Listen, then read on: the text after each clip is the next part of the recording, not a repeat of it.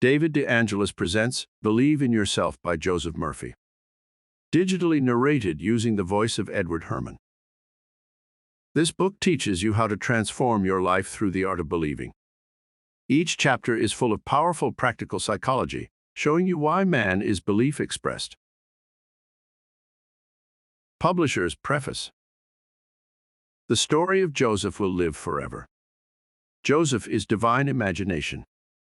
Dr. Murphy shows you the science of imagination in a vivid, intensely practical way. The how is portrayed through many case histories, and you learn to use the two great pillars of truth, disciplined imagination plus faith, enabling you to realize your fondest dreams. Here is a book that shows you how to believe and succeed. The greatest and richest galleries of art in the world are the galleries of the mind devoted to God's truths and beauty. Dr. Murphy gives you in this book a universal guide in the art of making your life much more effective and satisfying by developing belief in yourself. The magic formula is, all things are possible to him that believeth. You want freedom, health, and happiness. You can have them by changing your conscious belief to subconscious belief. Chapter 1. Make your dreams come true. Now Israel loved Joseph more than all his children, because he was the son of his old age. And he made him a coat of many colors. And when his brethren saw that their father loved him more than all his brethren, they hated him, and could not speak peaceably unto him. And Joseph dreamed a dream, and he told it his brethren, and they hated him all the more. And he said unto them, Hear, I pray you, this dream which I have dreamed. For behold, we were binding sheaves in the field, and lo, my sheaf arose, and also stood upright. And behold, your sheaves stood round about, and made obeisance to my sheaf. And his brethren said to him, Shall thou indeed reign over us, or shall thou indeed have dominion over us? And they hated him, yet the more for his dream, and for his words. And he dreamed yet another dream, and told it his brethren, and said, Behold, I have dreamed a dream more.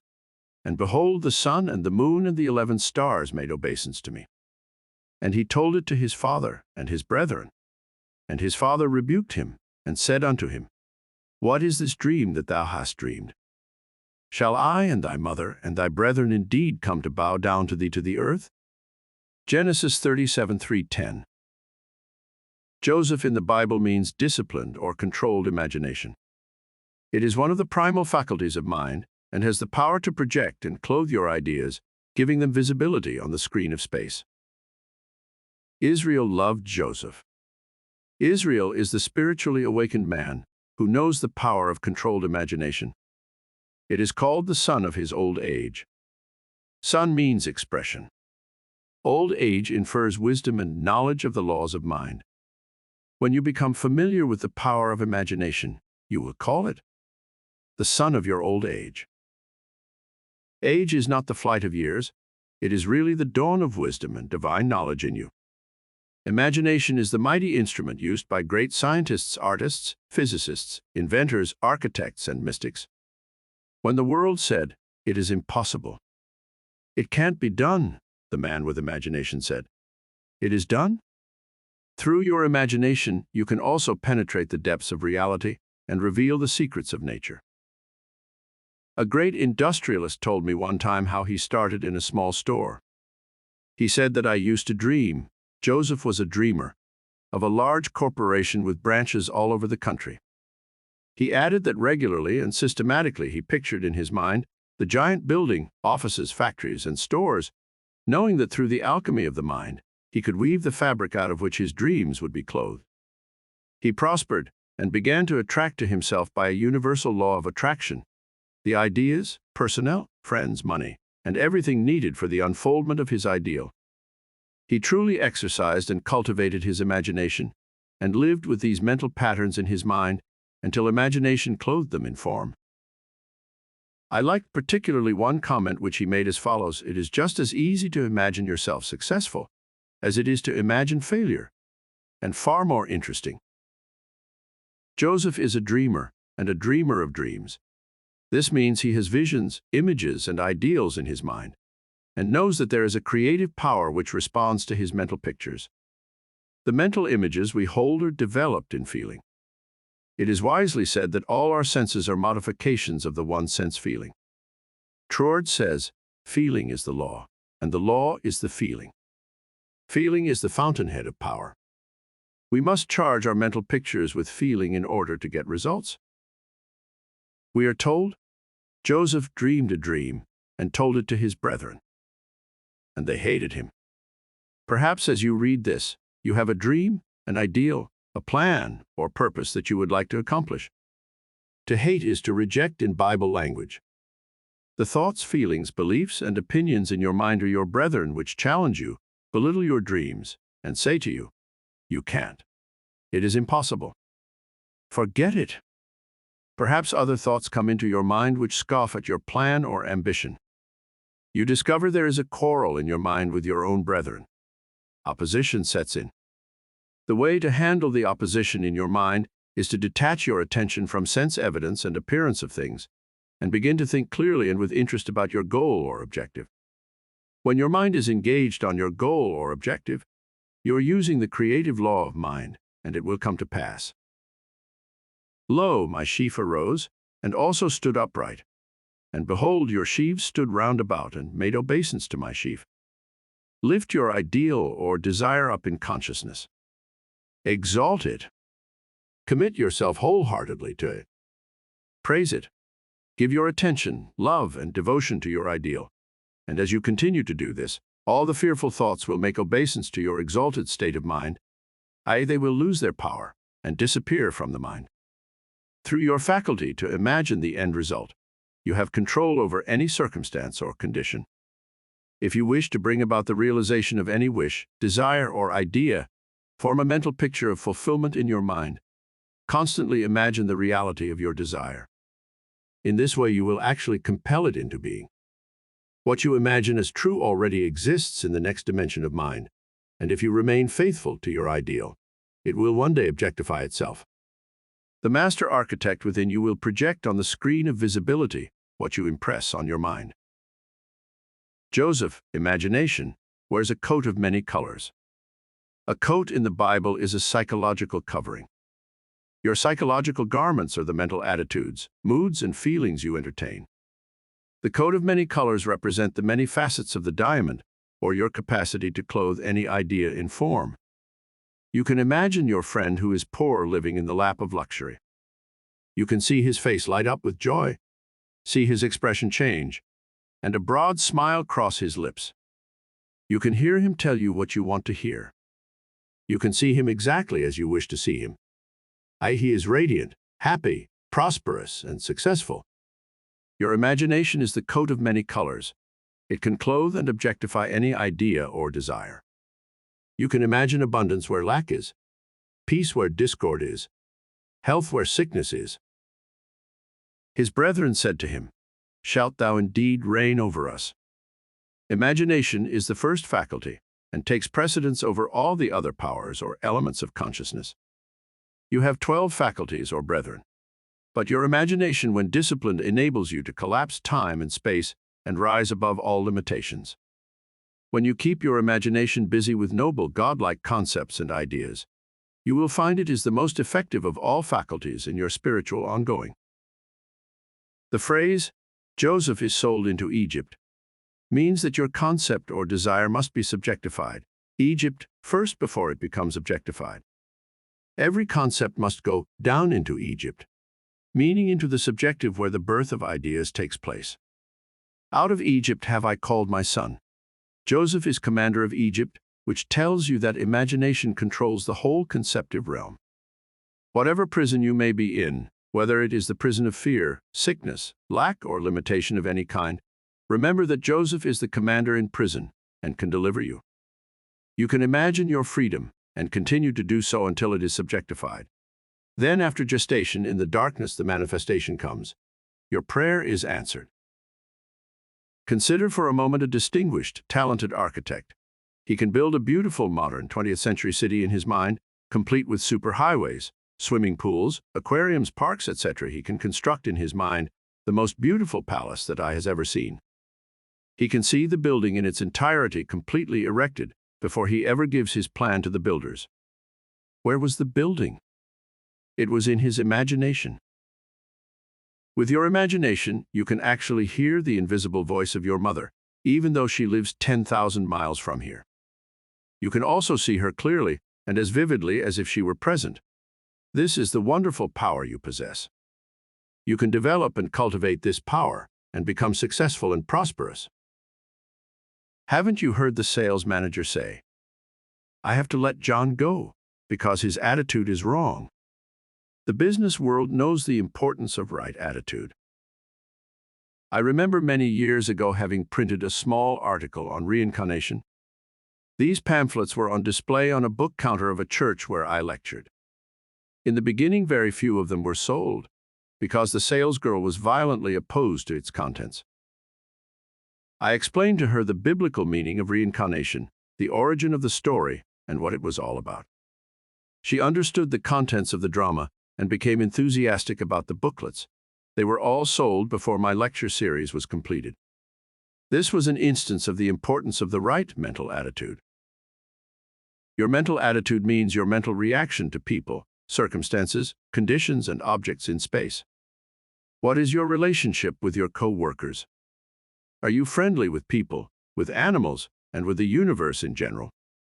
Do you think the universe is hostile, and that the world owes you a living? In short, what is your attitude? The emotional reaction of the above-mentioned girl was one of deep-seated prejudice. That was the wrong attitude in selling books. She was biased toward the book and the writer.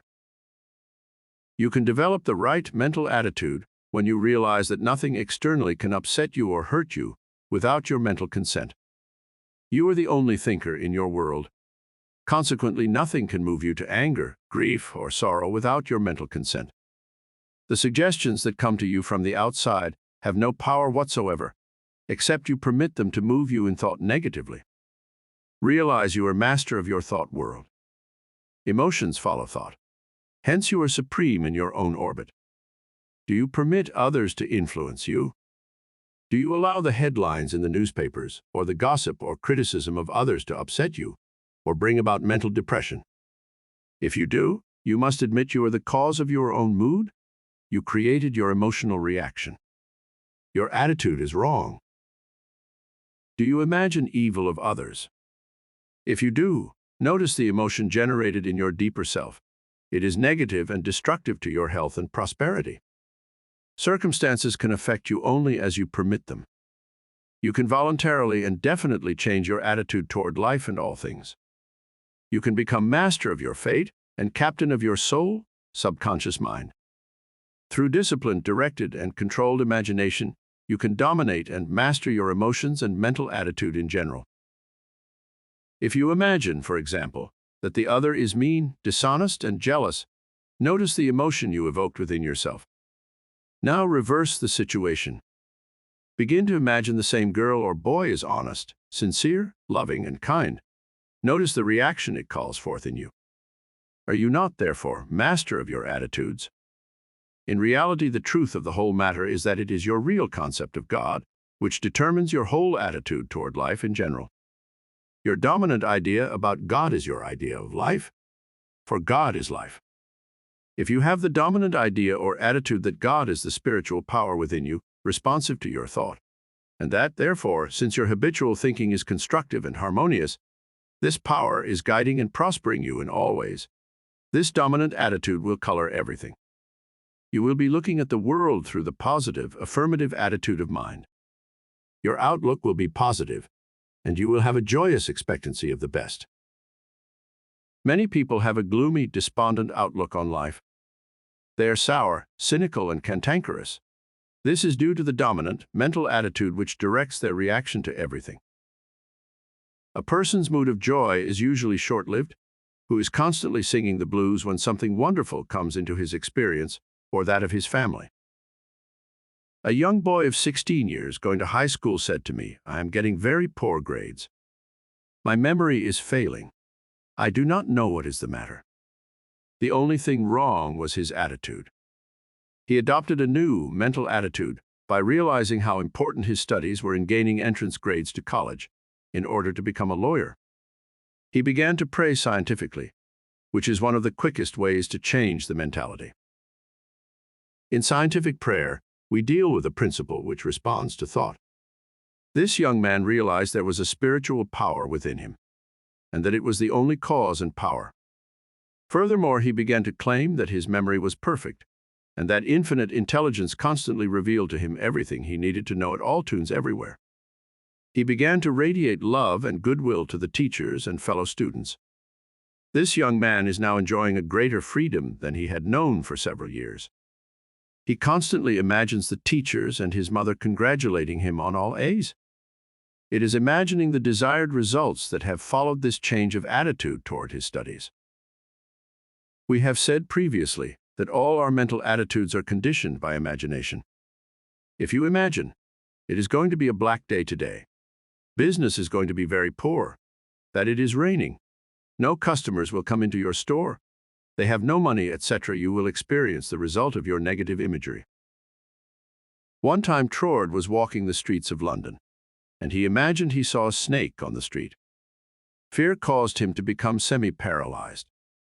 What he saw looked like a snake, but Trord had the same mental and emotional reaction as if it were a snake. Imagine whatsoever things are lovely, noble, and of good report, and your entire emotional attitude toward life will change. What do you imagine about life? Is it going to be a happy life for you? Or is it one long series of frustrations? Choose ye whom ye will serve. You mold, fashion, and shape your outer world of experience according to the mental images you habitually dwell on. Imagine conditions and circumstances in life which dignify, elevate, please, and satisfy. If you imagine life is cold, cruel, hard, bitter, and that struggle and pain are inevitable, you are making life miserable for yourself. Imagine yourself on the golf course. You are free, relaxed, full of enthusiasm and energy. Your joy is in overcoming all the difficulties presented by the golf course. The thrill is in surmounting all the obstacles. Now let us take this scene. Imagine yourself going into a funeral parlor. Notice the different emotional response brought forward as you picture yourself in each of the above-mentioned situations. In the funeral chapel, you can rejoice in the person's new birthday. You can imagine the loved one surrounded by his or her friends in the midst of indescribable beauty and love. You can imagine God's river of peace flooding the minds and hearts of all present. You can actually ascend the heavens of your own mind wherever you are. This is the power of your imagination. And he dreamed yet another dream, and told it his brethren, and said, Behold, I have dreamed a dream more. And behold, the sun and the moon and the 11 stars made obeisance to me. In ancient symbology, the sun and the moon represent the conscious and subconscious mind. The 11 stars represent the 11 powers in addition to imagination. Here again, the inspired writers are telling you that disciplined imagination takes precedence over all other faculties of the mind and controls the direction of the conscious and subconscious mind. Imagination is first and foremost. It can be scientifically directed. I was examining one of the round towers of Ireland with my father over 50 years ago. He said nothing for 1 hour, but remained passive and receptive, seeming to be in a pensive mood. I asked him what was he meditating on. This is the essence of his answer. He pointed out that it is only by dwelling on the great, wonderful ideas of the world that we grow and expand.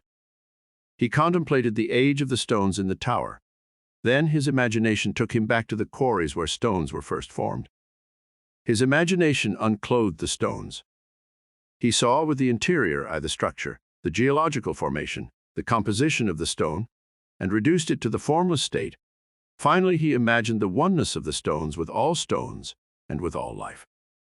He realized in his divine imagery that it was possible to reconstruct the history of the Irish race from looking at the round tower. Through the imaginative faculty, this teacher was able to see the invisible men living in the tower and to hear their voices. The whole place became alive to him in his imagination. Through this power, he was able to go back in time when there was no round tower there. In his mind, he began to weave a drama of the place from which stones originated, who brought them, the purpose of the structure, and the history connected with it. As he said to me, I am able to almost feel the touch and hear the sound of steps that vanished thousands of years ago. The subjective mind permeates all things. It is in all things, and is the substance from which they are made. The treasure house of eternity is in the very stones comprising a building. There is nothing inanimate. All is life in its varied manifestations. The sun and the moon make obeisance to Joseph. Imagination. Truly, through your faculty of imagination, you can imagine the invisible secrets of nature are revealed to you. You will find that you can plumb the very depths of consciousness, calling things that be not as though they were, and the unseen become seen. The other night I sat in a park and looked at the setting sun. Suddenly I began to think that the sun is like a house in the city of Los Angeles. There is a greater sun behind our sun, and so on to infinity.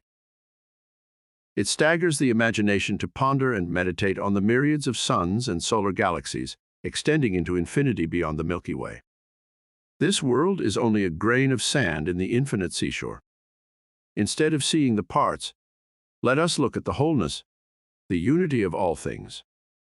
We are, as the poet said, all parts of one stupendous whole, whose body nature is, and God the soul.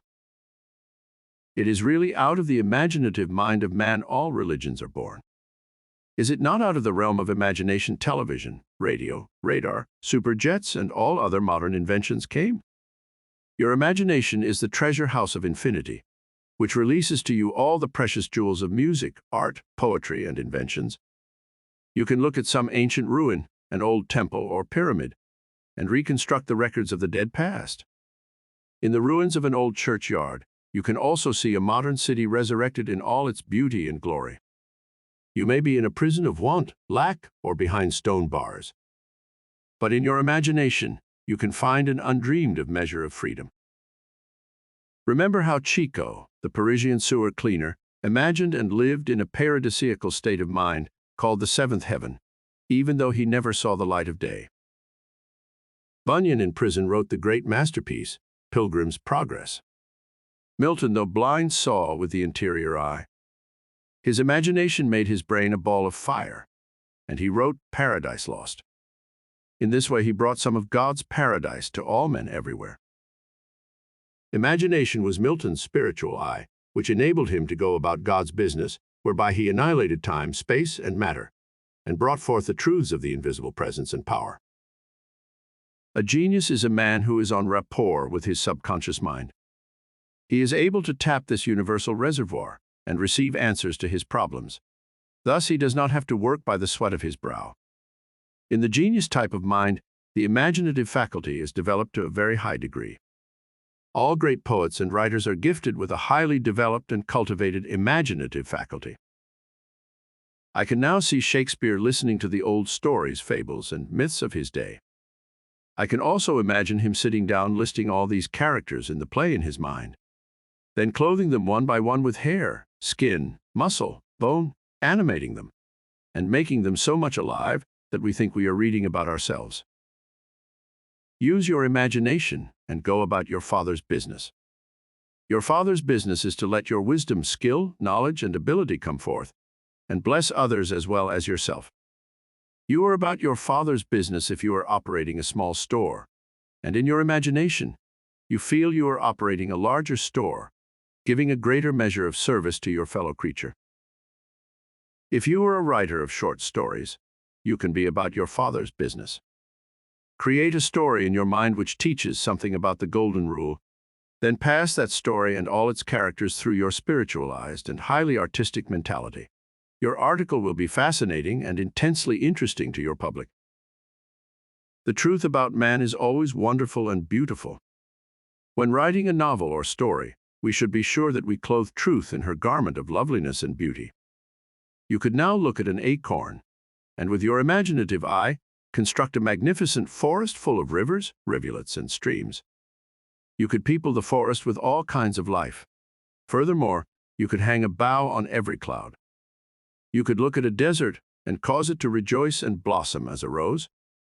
Instead of the thorn shall come up the fir tree, and instead of the briar shall come up the myrtle tree. Men gifted with intuition and imagination find water in the desert, and they create cities where formerly other men only saw a desert and a wilderness.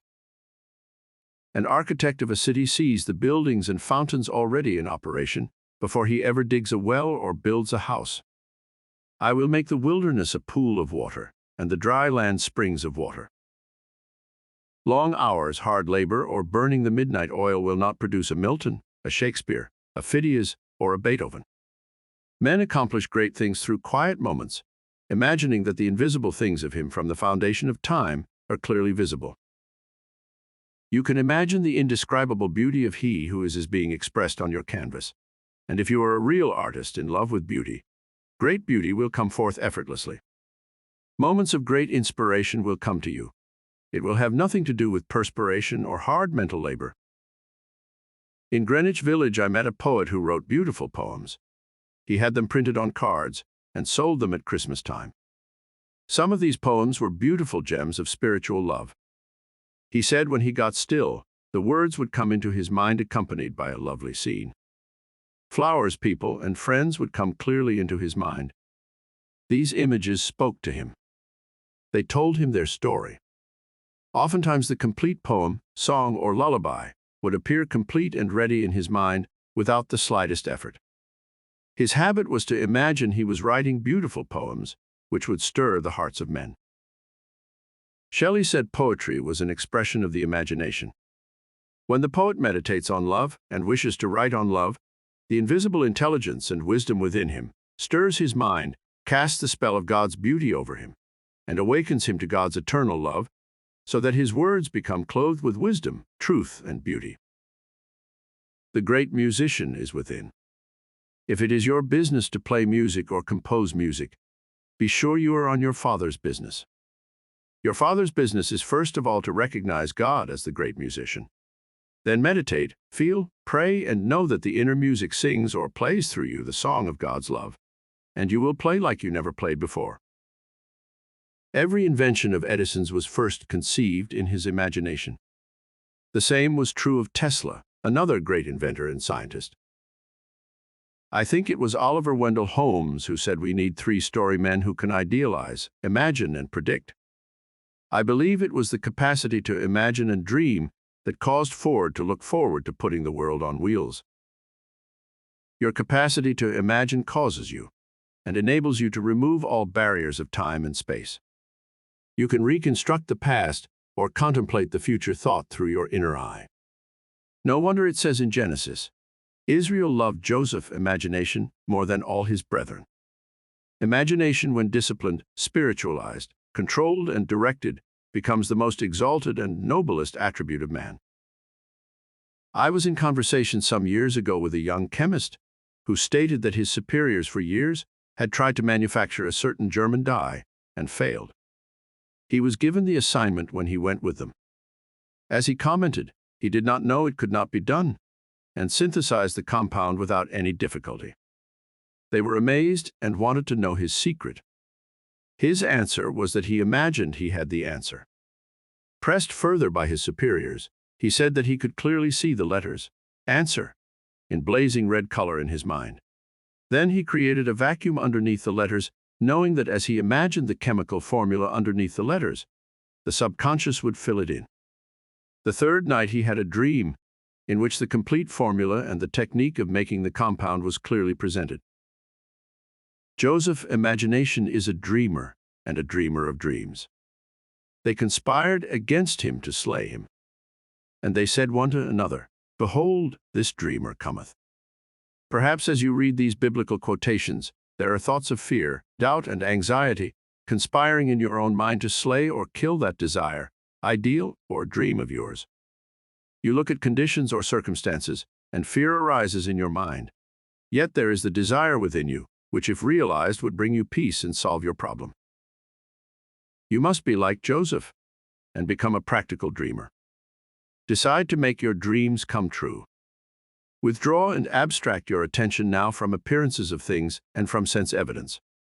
Even though your senses deny what you pray for, affirm it as true in your heart. Bring your mind back from its wandering after the false gods of fear and doubt to rest in the omnipotence of the spiritual power within you. In the silence and quietude of your own mind, dwell on the fact that there is only one power and one presence.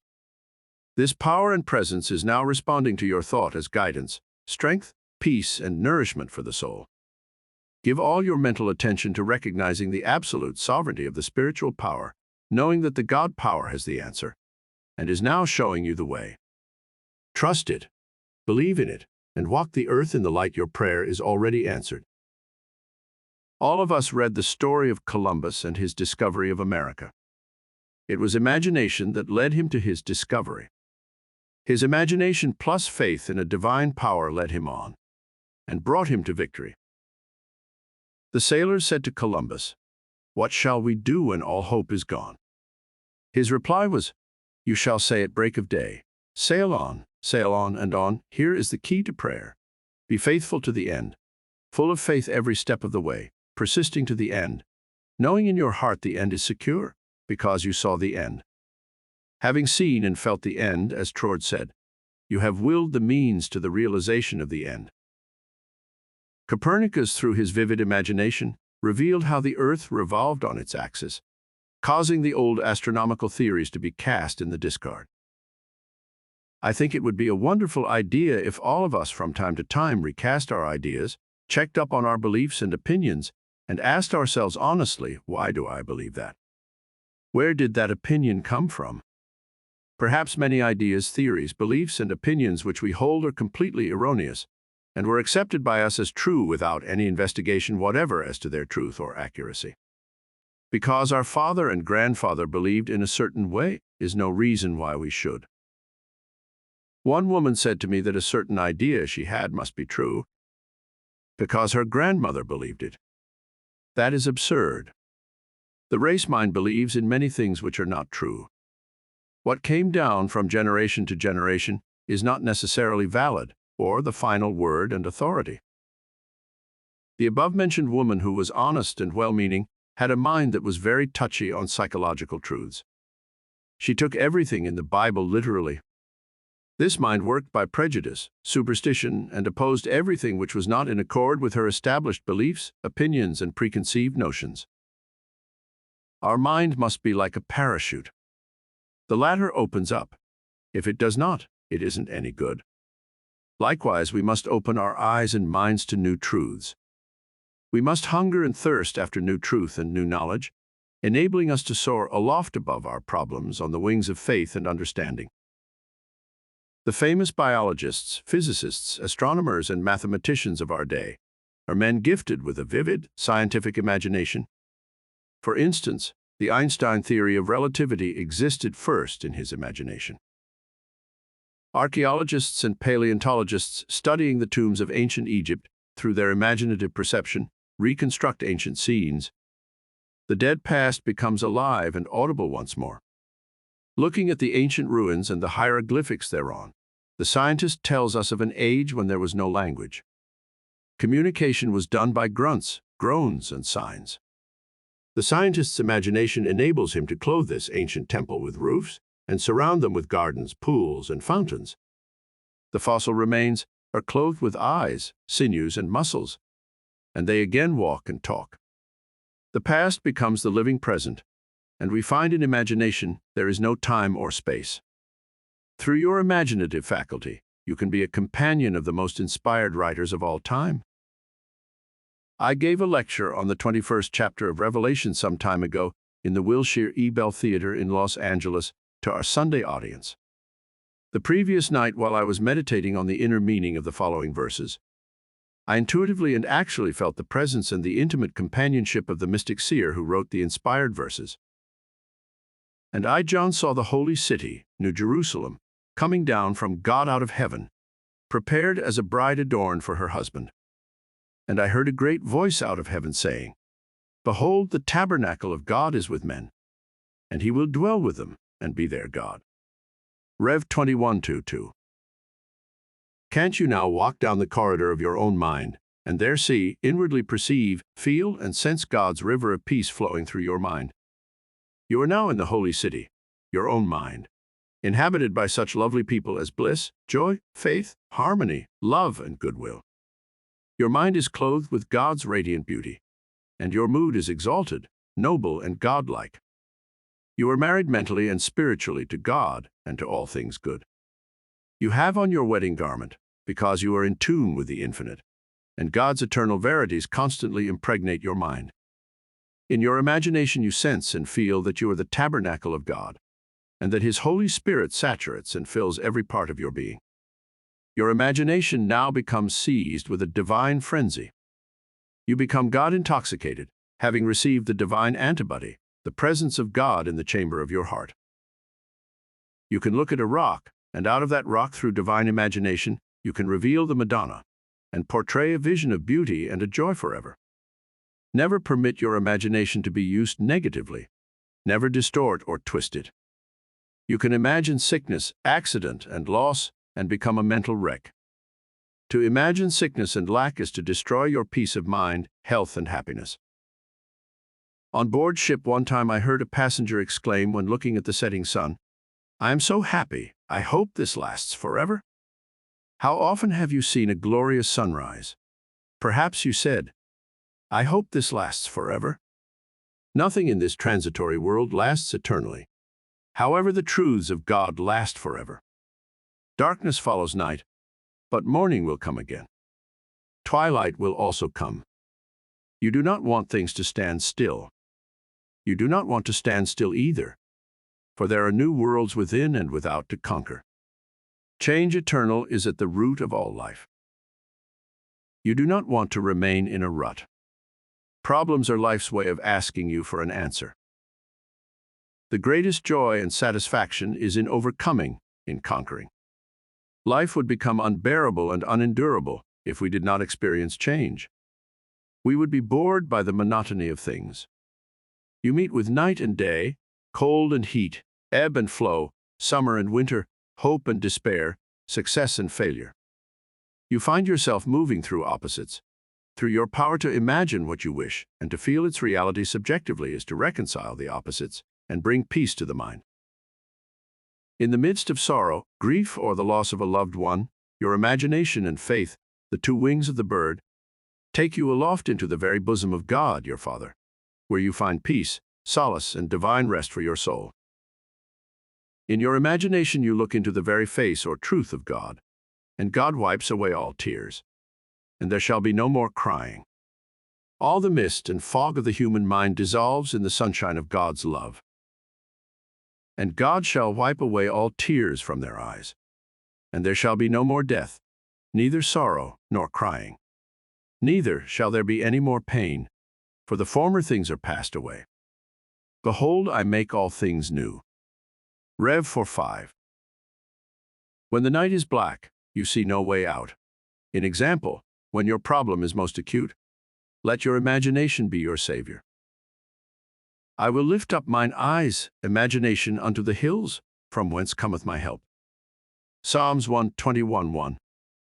The hills are of an inner range, the presence of God in you.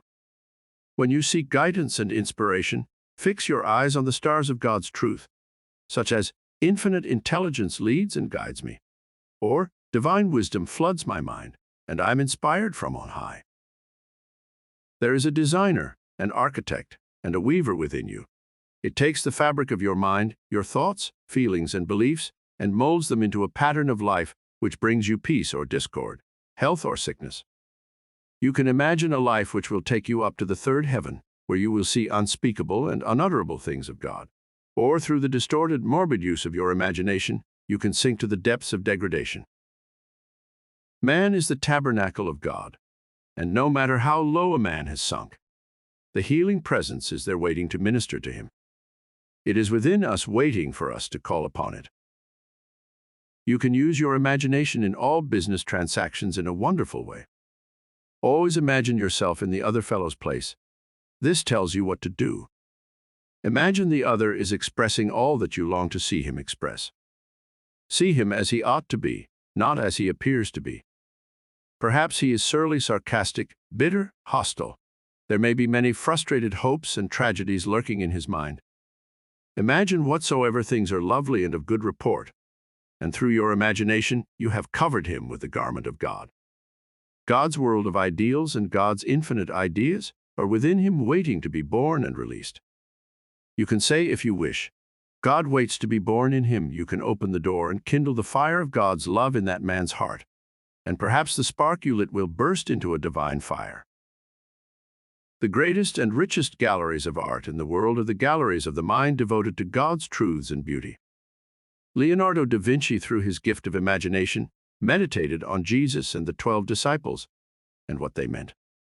Lost in deep reverie, his imagination secreted the perfect pictures from the infinite reservoir within him, and due to his perfect focus, his inner eye glowed with an interior luminosity, so that he was inspired, and out of his divine imagery came the masterpiece, The Last Supper. You have visited a quiet lake or a mountaintop. Notice how the placid, cool, calm surface reflected the heavenly lights. So does the quiet mind of the spiritual man reflect God's interior lights and wisdom. Picture your ideal in life. Live with this ideal.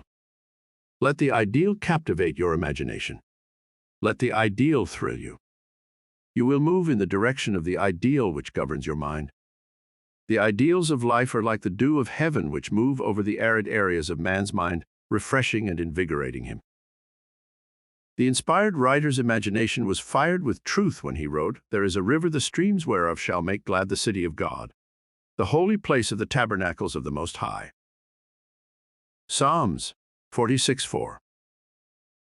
By now you know that imagination is the river enabling you to flow back psychologically to God.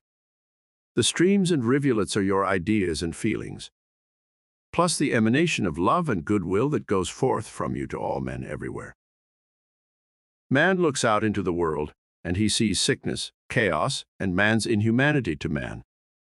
The man with a disciplined imagination soars above all appearances, discord, sense evidence, and sees the sublime principle of harmony operating through, in, and behind all things. He knows through his divine imagery that there is an everlasting law of righteousness behind all things, an ever-abiding peace, a boundless love governing the entire cosmos. These truths surge through the heart and are born of the eternal truth which through the imagination pierces the outer veil and rests in the divine meaning of the way it is in God and heaven. Imagination was the workshop of God which inspired the writer of the following matchless spiritual gems, which will go down through the corridor of time and live forever. For tender beauty and for divine imagery, they are unsurpassed in dealing with the availability and immanence of God's presence. For he shall give his angels charge over thee, to keep thee in all thy ways. Psalms 91:11. Whither shall I go from thy spirit, or whither shall I flee from thy presence? If I ascend up into heaven, thou art there. If I make my bed in hell, behold, thou art there. If I take the wings of the morning, and dwell in the uttermost parts of the sea, even there shall thy hand lead me, and thy right hand shall hold me. Chapter 2. Using the Subconscious Mind in Business. Long before our Bible was published, ancient wisdom said, "As a man imagines and feels, so does he become." This ancient teaching is lost in the night of time. It is lost in antiquity. The Bible states, "As a man thinketh in his heart, so is he."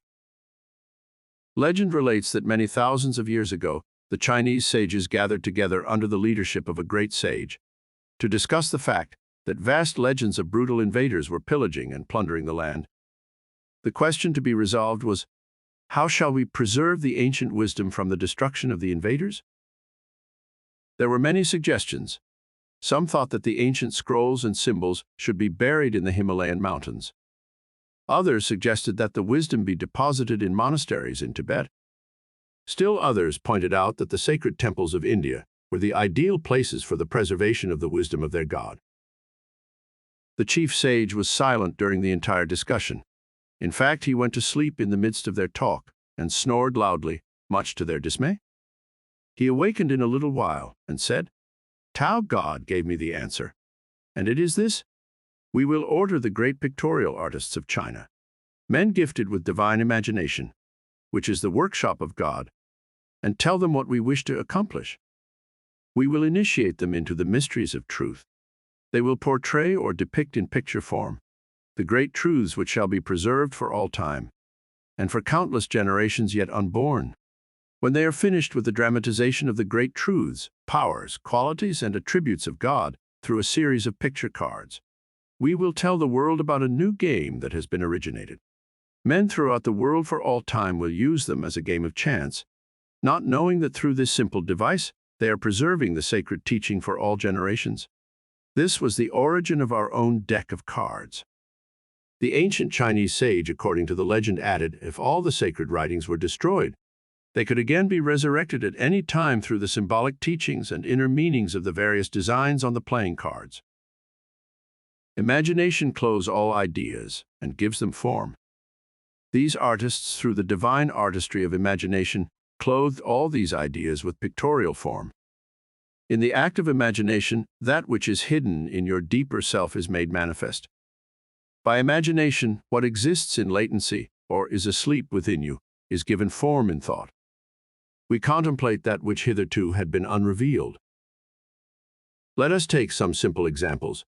When you were going to be married, you had vivid, realistic pictures in your mind.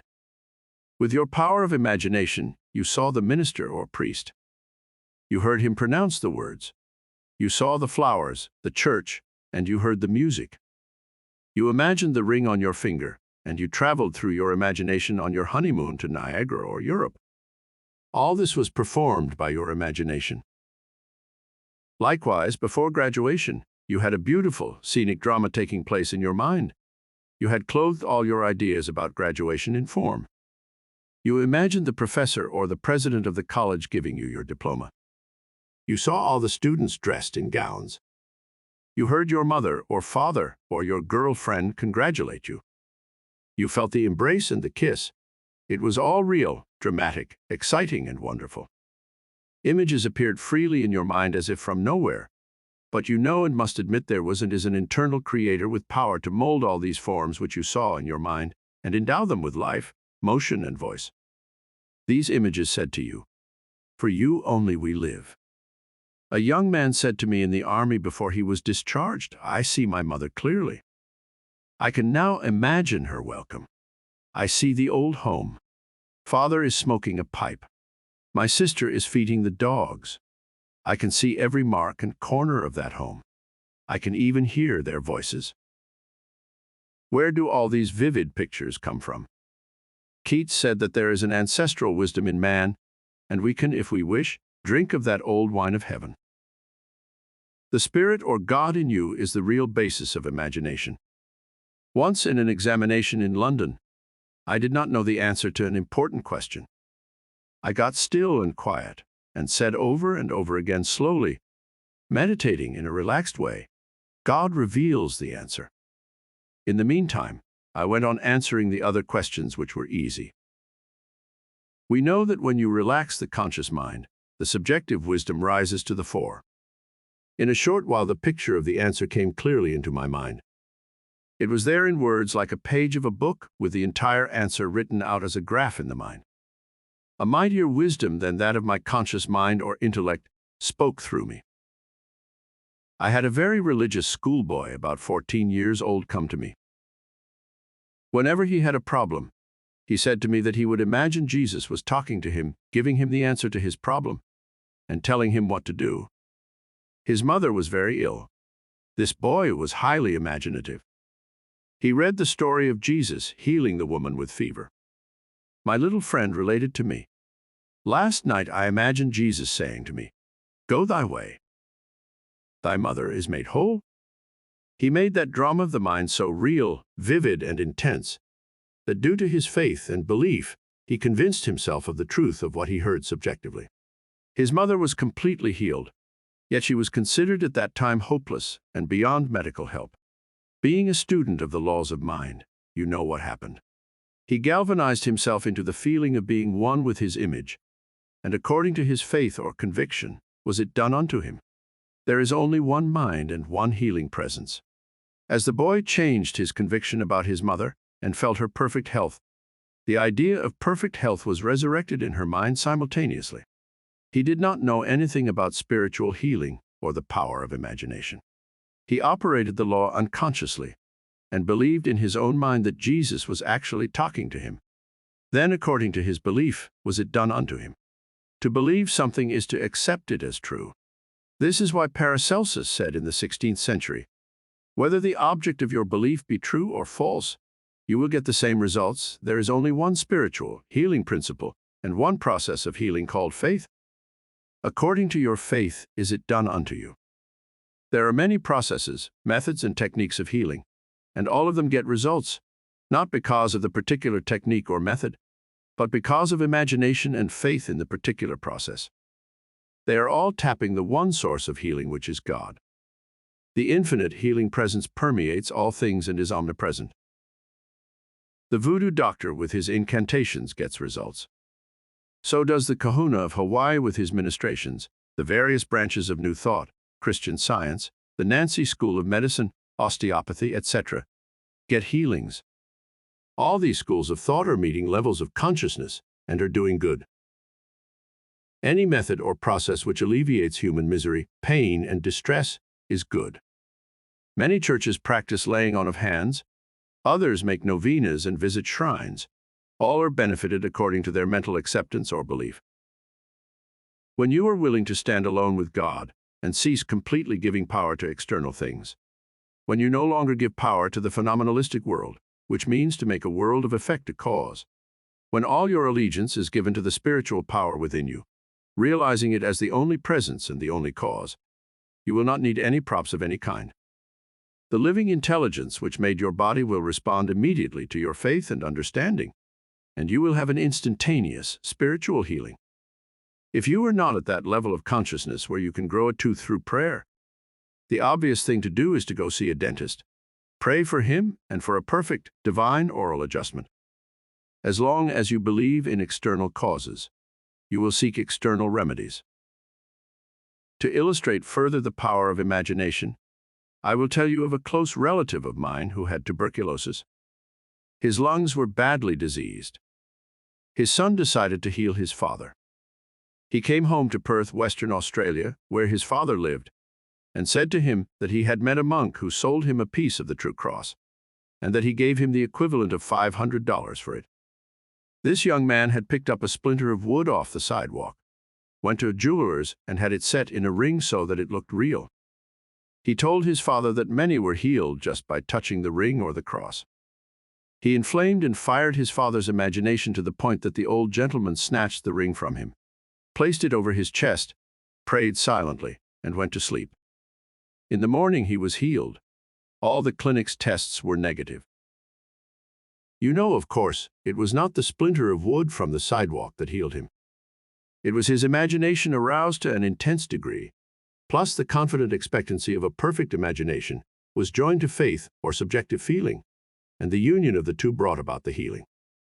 The father never learned the trick that had been played upon him. If he had, he probably would have had a relapse. He remained completely cured and passed away 15 years later at the age of 89. I know a businessman here in Los Angeles has reached the top in his field.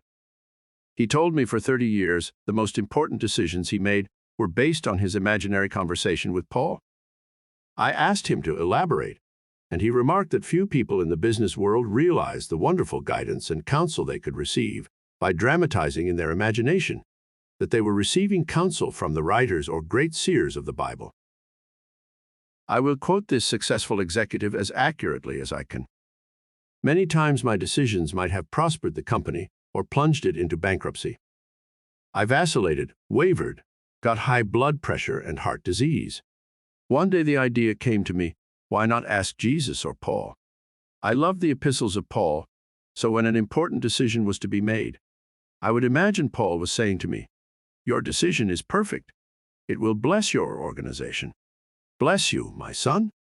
Keep on God's path." After imagining I saw Paul and heard him, a wave of peace and inner tranquility would seize me. I was at peace about all decisions. This was this businessman's way of receiving divine guidance, by using his imagination to convince himself that right action was his.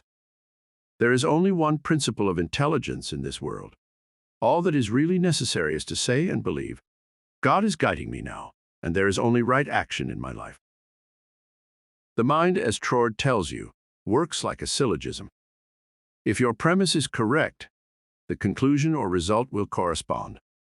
The subjective reasons deductively only, and its sequence or conclusion is always in harmony with the premise. Establish the right premise in your mind.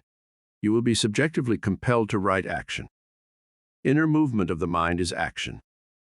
The external movements and action is the automatic response of the body to the internal motion of the mind.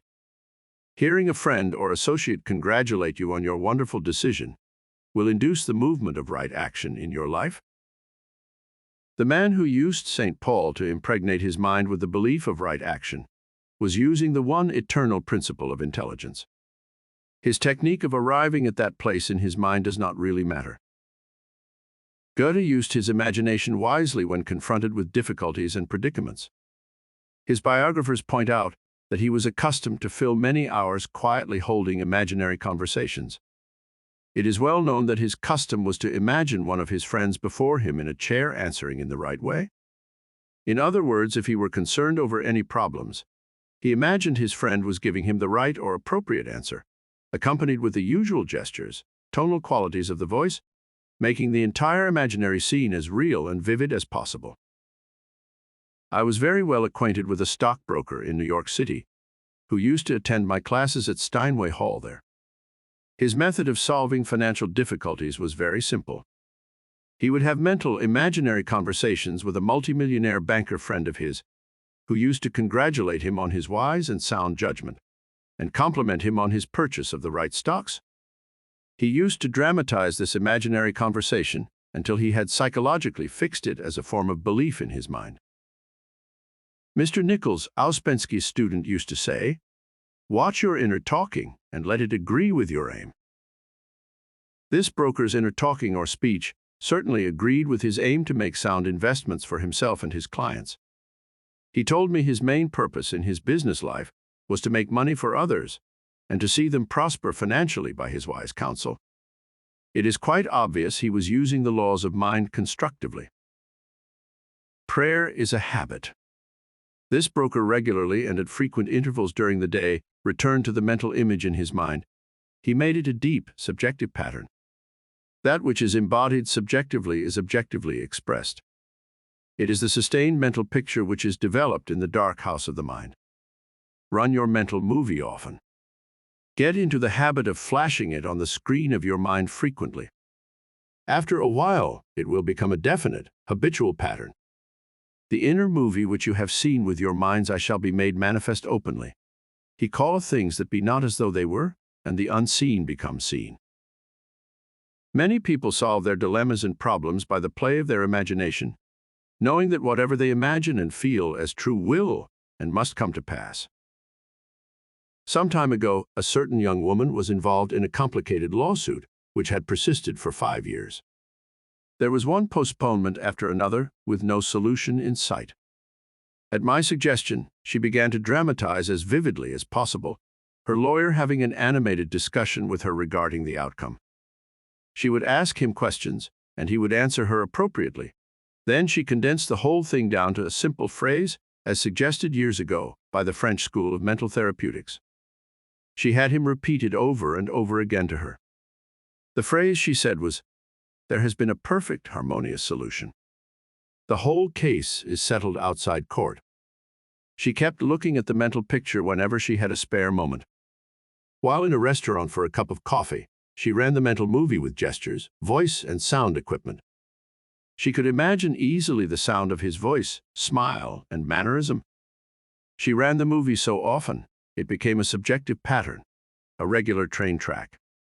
It was written in her mind, or, as the Bible says, it was written in her heart and inscribed in her inward parts. Her conclusion was, "It is God in action," meaning all-round harmony and peace. Harmony is of God, and what you want in a legal case is a harmonious solution. In the science of imagination, you must first of all begin to discipline your imagination and not let it run riot. Science insists upon purity. If you wish a chemically pure product, you must remove all traces of other substances as well as extraneous material. You must, in other words, separate out and cast away all the dross. In the science of imagination, you eliminate all the mental impurities, such as fear, worry, destructive inner talking, self-condemnation, and the mental union with other miscellaneous negatives. You must focus all your attention on your ideal and refuse to be swerved from your purpose or aim in life. As you get mentally absorbed in the reality of your ideal, by loving and remaining faithful to it, you will see your desire take form in your world. In the book of Joshua it says, "Choose ye this day whom ye shall serve." Let your choice be, I'm going to imagine whatsoever things are lovely and of good report. I know and have talked to many people who diabolically invert the use of their God-given faculty. The mother, e.g., imagines something bad has happened to her son John because he is late coming home. She imagines an accident, a hospital, Johnny in the operating room, etc. A businessman whose affairs are prospering, yet dwells on negativity, is another example of the destructive use of imagination. He comes home from the office, runs a motion picture in his mind of failure, sees the shelves empty, imagines himself going into bankruptcy, an empty bank balance, and the business closed down, yet all the time he is actually prospering. There is no truth whatsoever in that negative mental picture of his. It is a lie made out of whole cloth. In other words, the thing he fears does not exist save in his morbid imagination. The failure will never come to pass, except he keeps up that morbid picture charged with the emotion of fear. If he constantly indulges in this mental picture, he will, of course, bring failure to pass. He had the choice of failure or success, but he chose failure. There are chronic worriers. They never seem to imagine anything good or lovely. They seem to know that always something bad or destructive is going to happen. They cannot tell you one reason why something good should and could happen. However, they are ready with all the reasons why something dire and evil should occur. Why is this? The reason is simple. These people are habitually negative, i.e., most of their thinking is of a negative, chaotic, destructive, morbid nature. As they continue to make a habit of these negative patterns of thought, they condition their subconscious mind negatively. Their imagination is governed by their dominant moods and feelings. This is why they imagine evil even about their loved ones. For example, if their son happens to be in the army, they imagine he is going to catch cold, become an alcoholic, become loose morally. Or if he is in combat, they imagine he will be shot, and all manner of destructive images enter their mind. This is due to the hypnotic spell of habit, and their prayers are rendered null and void.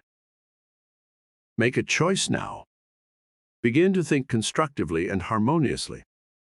To think is to speak. Your thought is your word. Let your words be as a honeycomb, sweet to the ear and pleasant to the bones. Let your words be like apples of gold in pictures of silver. The future is the present grown up. It is your invisible word or thought made visible. Are your words sweet to the ear? What is your inner speech like at this moment? No one heard you. It is your own silent thought. Perhaps you are saying to yourself, I can't. It is impossible. I'm too old now. What chance have I? Mary can, but I can't. I have no money. I can't afford this or that. I've tried. It's no use. You can see your words are not as a honeycomb. They are not sweet to your ear. They do not lift you up or inspire you. Uspensky was always stressing the importance of inner speech, inner conversation, or inner talking. It is really the way you feel inside, for the inside mirrors the outside. Is your inner speech pleasant to the bones? Does it exalt you, thrill you, and make you happy? Bones are symbolic of support and symmetry.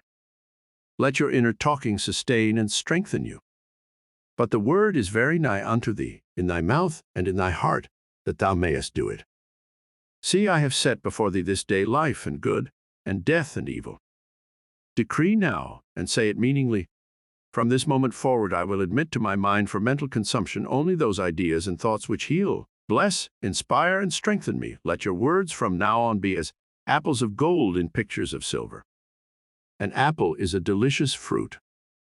Gold means power. Pictures of silver mean in the Bible your desires. The picture in your mind is the way you want things to be. It is the picture of your fulfilled desire. It could be a new position or health, Let your words, your inner silent thought, and feeling coincide and agree with the picture of silver or your desire. Desire and feeling joined together in a mental marriage will become the answered prayer. Be sure you follow the imagination of the Bible, and let your words be sweet to the ear. What are you giving your ear to now? What are you listening to? What are you giving attention to? Whatever you give attention to will grow, magnify, and multiply in your experience. Faith cometh by hearing, Paul says. Listen to the great truths of God.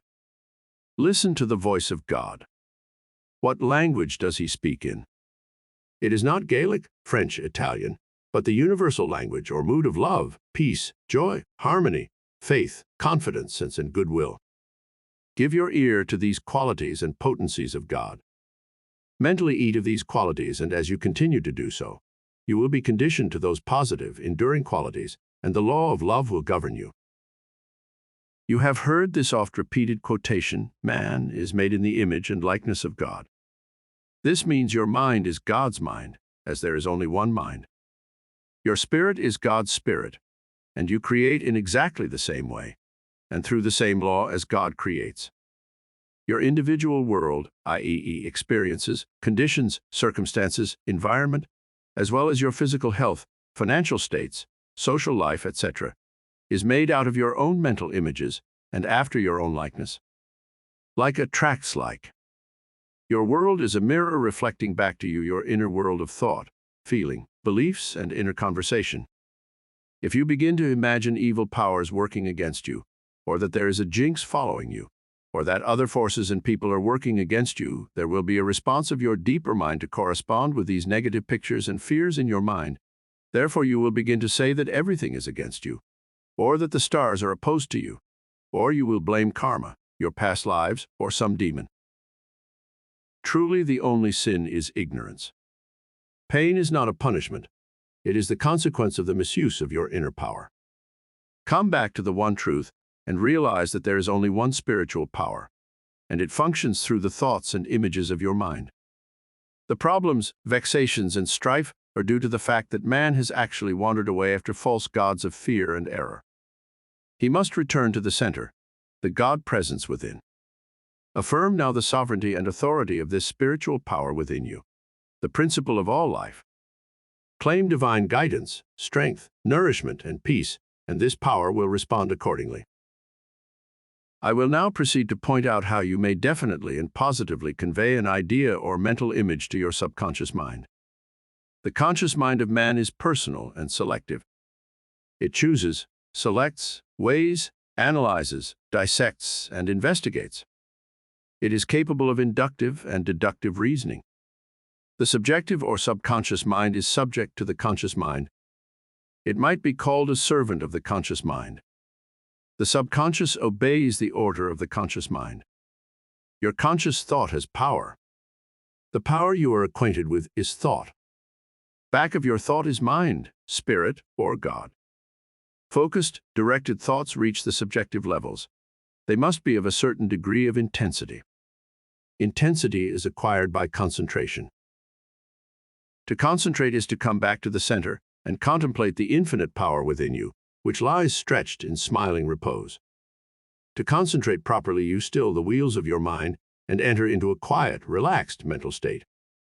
When you concentrate, you gather your thoughts together, and you focus all your attention on your ideal, aim, or objective. You are now at a focal or central point where you are giving all your attention and devotion to your mental image. The procedure of focused attention is somewhat similar to that of a magnifying glass, and the focus it makes of the rays of the sun. You can see the difference in the effect of scattered vibrations of the sun's heat and the vibrations which emanate from a central point. You can direct the rays of the magnifying glass so it will burn up a particular object upon which it is directed. Focused, steadied attention of your mental images gains a similar intensity, and a deep, lasting impression is made on the sensitive plate of the subconscious mind. You may have to repeat this drama of the mind many times before an impression is made, but the secret of impregnating the deeper mind is continuous or sustained imagination. When fear or worry comes to you during the day, you can always immediately gaze upon that lovely picture in your mind realizing and knowing you have operated a definite psychological law, which is now working for you in the dark house of your mind. As you do this, you are truly watering the seed and fertilizing it, thereby accelerating its growth. The conscious mind of man is the motor. The subconscious is the engine. You must start the motor, and the engine will do the work. The conscious mind is the dynamo that awakens the power of the subconscious. The first step in conveying your clarified desire, idea, or image to the deeper mind is to relax, immobilize the attention, get still and quiet. This quiet, relaxed, peaceful attitude of mind prevents extraneous matter and false ideas from interfering with your mental absorption of your ideal. Furthermore, in the quiet, passive, receptive attitude of mind, effort is reduced to a minimum. In the second step, you begin to imagine the reality of that which you desire. For example, you may wish to sell a home. In private consultation with real estate brokers, I have told them of the way I sold my own home. They have applied it with remarkable results. I placed a sign in the garden in front of my home, which read, "For sale by owner." The second day after placing the sign, I said to myself as I was going to sleep, supposing you sold the house, what would you do? I answered my own question, and I said I would take that sign down and throw it in the garage. In my imagination, I took hold of the sign, pulled it up from the ground, placed it on my shoulders, went to the garage, and threw it on the floor, saying jokingly to the sign, "I don't need you anymore." I felt the inner satisfaction of it all, realizing it was finished. The next day, a man gave me a deposit of $1,000 and said, "Take your sign down. We will go into escrow now." Immediately, I pulled the sign up and took it into the garage. The outer action conformed to the inner. There is nothing new about this. As within, so without, meaning according to the image impressed on the subconscious mind, so is it on the objective screen of your life. This procedure or technique is older than our Bible. The outside mirrors the inside. External action follows internal action. I was engaged by a very large organization to do some spiritual work for them. Through fraudulent means, others were trying to lay claim to their vast mining and other interests. They were harassing the company by legal trickery and trying to get something for nothing. I told the lawyer to dramatize vividly in his imagination, several times daily, the president of the company, which he represented, congratulating him on the perfect, harmonious solution. As he sustained the mental picture through continuous mental application, the subjective wisdom gave him some new ideas, as he said, right out of the blue. He followed these up, and the case was closed soon afterwards. If a person has a mortgage due at the bank, and he does not have the money to cover it, and if he will faithfully apply this principle, the subconscious mind will provide him with the money. Never mind how, when, where, or through what source. The subjective mind has ways you know not of. Its ways are past finding out. It is one of the instruments or tools which God gave man, so he could provide himself with all things necessary for his welfare. The man who hasn't the money to meet the mortgage can imagine himself depositing a check or currency required in the bank, i.e., giving it to the cashier. The important point is to become intensely interested in the mental picture or imaginary act, making it real and natural. The more earnestly he engages his mind on the imaginary drama, the more effectually will the imaginary act be deposited in the bank of the subconscious mind. You can take a trip to the teller's window in your imagination and make it so real and true that it will actually take place physically. There is a young lady who comes regularly to our Sunday morning lectures. She had to change buses 3 times. It took her 1.5 hours each Sunday to come to the lectures.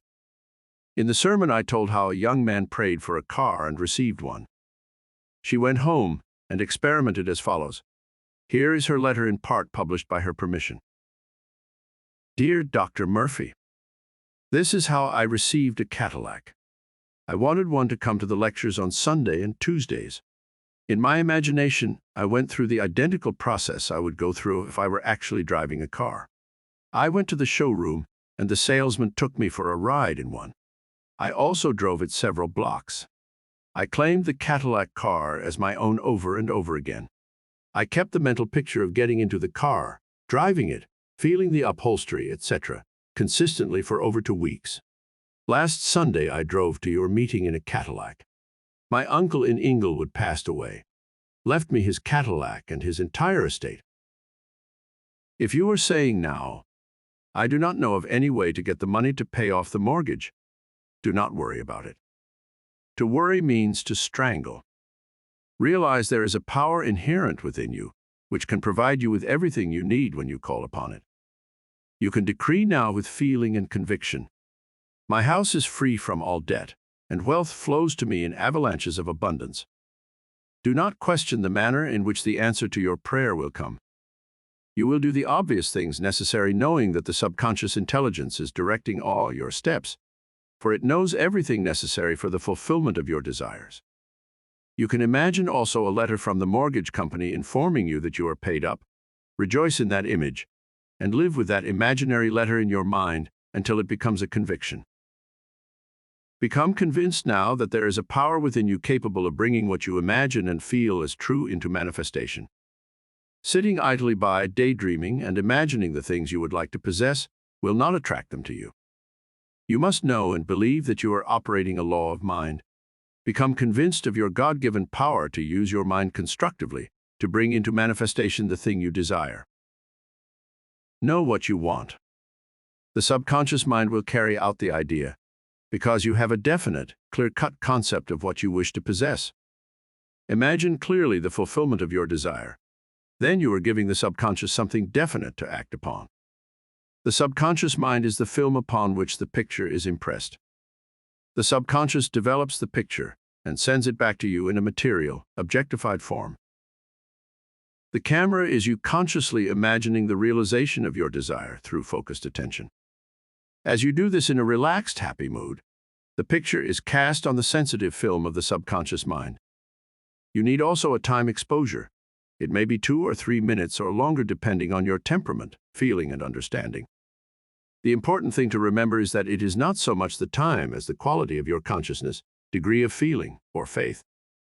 Generally speaking, the more focused and absorbed your attention is, and the longer the time, the more perfect will be the answer to your prayer. Believe that you have received, and ye shall receive. Whatsoever ye shall ask in prayer, believing, ye shall receive. To believe is to accept something as true, or to live in the state of being it. As you sustain this mood, you shall experience the joy of the answered prayer. Chapter 3. How to imagine success. God is always successful in his undertakings. Man is equipped to succeed because God is within him. All the attributes, qualities, and potencies of God are within. You were born to win, to conquer, and to overcome. The intelligence, wisdom, and power of God are within you, waiting to be released and enabling you to rise above all difficulties. There are many men who quietly use the abstract term success over and over many times a day until they reach a conviction that success is theirs. Remember that the idea of success contains all the essential elements of success. As man repeats the word success to himself with faith and conviction, his subconscious mind will accept it as true of himself, and he will be under subjective compulsion to succeed. We are compelled to express our subjective beliefs, impressions, and convictions. The ideal way to succeed is to know what you want to achieve. If you do not know your right place or what you would like to do, you can ask for guidance on the question. The deeper mind will respond. As a result, you will find a push or tendency in a certain field of activity. The deeper mind is responsive to your thought. The subconscious, sometimes called subjective or deeper mind, sets in operation its unconscious intelligence, which attracts to the individual the conditions necessary for his success.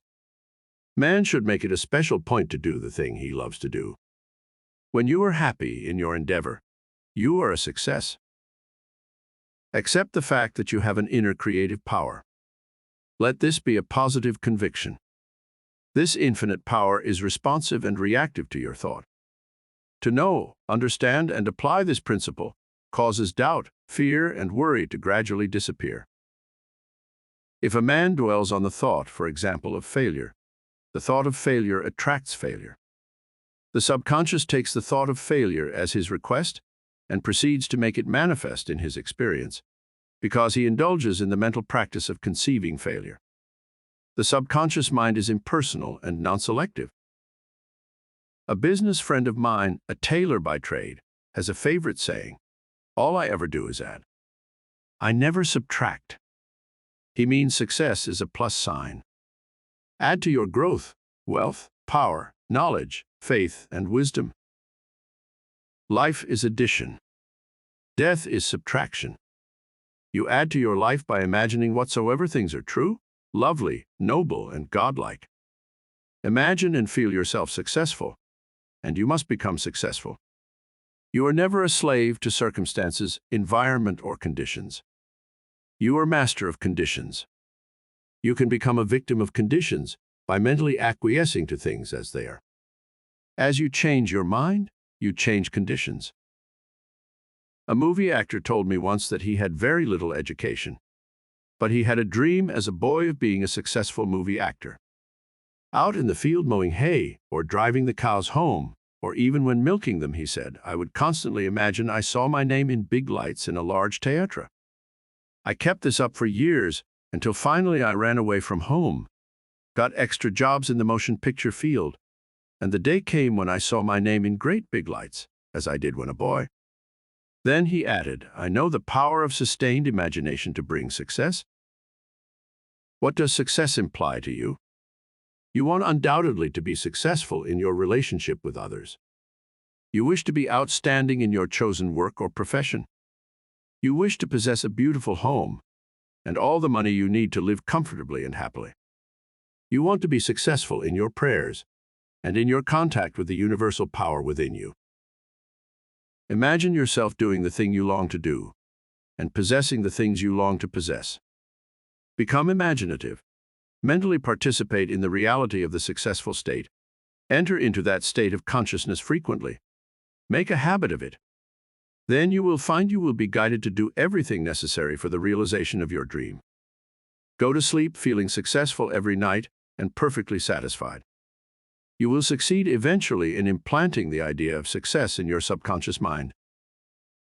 I know a drug clerk who was a licensed pharmacist receiving $40 a week, plus his commission on sales. After 25 years, he told me, I will get a pension and retire. I said to him, why don't you own your own store? Get out of this place. Raise your sights. Have a dream for your children. Maybe your son wants to be a doctor. Your daughter desires to be a musician. His answer was that he had no money. He began to awaken to the fact that whatever he could conceive as true, he could give it conception.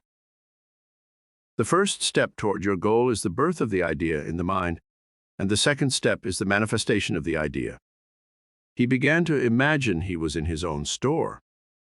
He participated in the act mentally.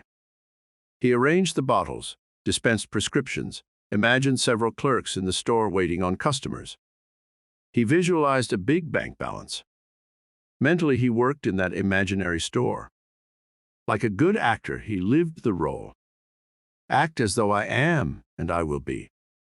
This drugstore clerk put himself wholeheartedly into the act, living, moving, and acting in the assumption that his store was his. The sequel was interesting. He was discharged from his position, went with a large chain store, became manager and district manager. He made enough money in 4 years to make a down payment on a drugstore of his own. He called it his dream pharmacy. It was, he said, exactly the store he saw in his imagination. He became successful in his chosen field and was happy doing what he loved to do. The individual who habitually maintains a mental attitude of faith and expectancy of the best is bound to succeed and advance in life. The individual who is depressed, dejected, morbid, and despondent attracts failure all along the line. Fear is truly a lack of faith in divine supply. It is faith misplaced. Fear is faith in the wrong thing.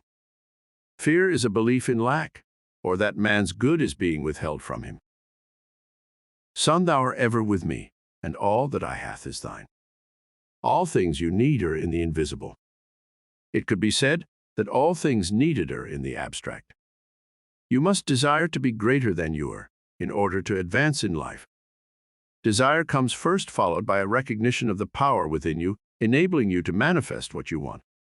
The subconscious mind is the medium through which all that you desire can be brought into objectivity. You are the one giving orders in the form of habitual thinking, feeling, opinions, and beliefs. The subconscious mind obeys the orders given by the conscious mind. If your conscious mind is opposed to all negative thoughts, they can make no impression upon your subconscious mind. You become immunized. If, for example, you say, "I wish I were healthy, then I could be much more successful in my work," begin now to realize your body is your mind expressed. The subconscious mind is the builder of the body and controls all its vital functions. Your conscious mind has power to change any idea or group of thoughts held in the subconscious mind. You can impress the idea of health on your subconscious mind when you know it can be done. A conviction and sincere belief is necessary. Affirmative statements establish definite impressions on the subconscious mind. A wonderful way to impress the subconscious is through disciplined or scientific imagination. By illustration, if your knee is swollen and you are lame, imagine you are doing the things you would do were you in perfect health. You might say that I would go downtown on a bus, visit friends, ride horseback, go swimming or hiking. First, in your imagination, you go on these psychological journeys, making them as real and natural as possible. Continue to go on these psychological journeys. You know that self-motivation is yours. All movement is first of the mind or consciousness of man before any external movement can take place. By example, the chair does not move of itself. You must impart motion to it. The same is true of your body. As you continue to do all the things you would do were you healed, this inner movement will cause the subconscious to build the body in accordance with the image back of it. The following is a wonderful prayer for perfect health.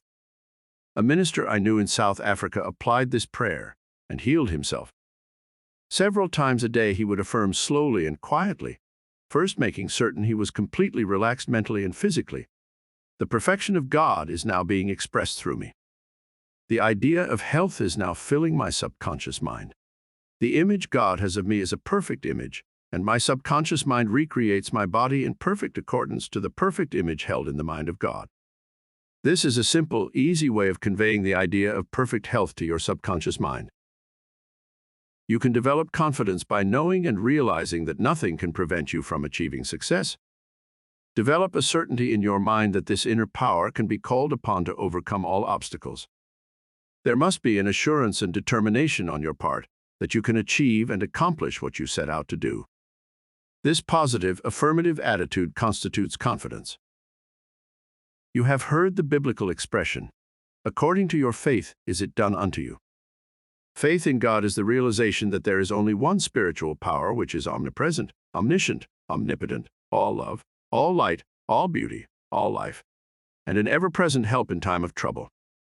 Know that His power responds to your thought.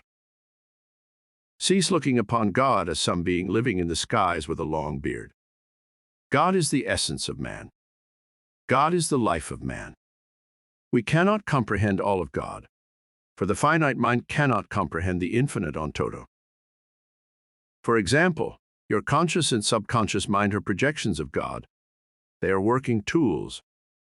God is infinite wisdom, boundless love, infinite intelligence, absolute bliss, eternal harmony, and indescribable beauty. All these and others are qualities and attributes of God. You are not cast adrift on the ocean of life deserted by the Creator of life. This presence and power is within you. This knowledge or awareness of divinity within you is the greatest and most powerful contributing factor to success. Develop your talents. Begin to use them. They are God-given. You have faculties and powers which require constant development. Man shall decree a thing, and it shall come to pass. What are you mentally decreeing now? What is the nature of your inner talking, inner conversation, and your idle moods? Man shall account for every idle word he speaks. The idle words are doubt, fear, anxiety, and worry.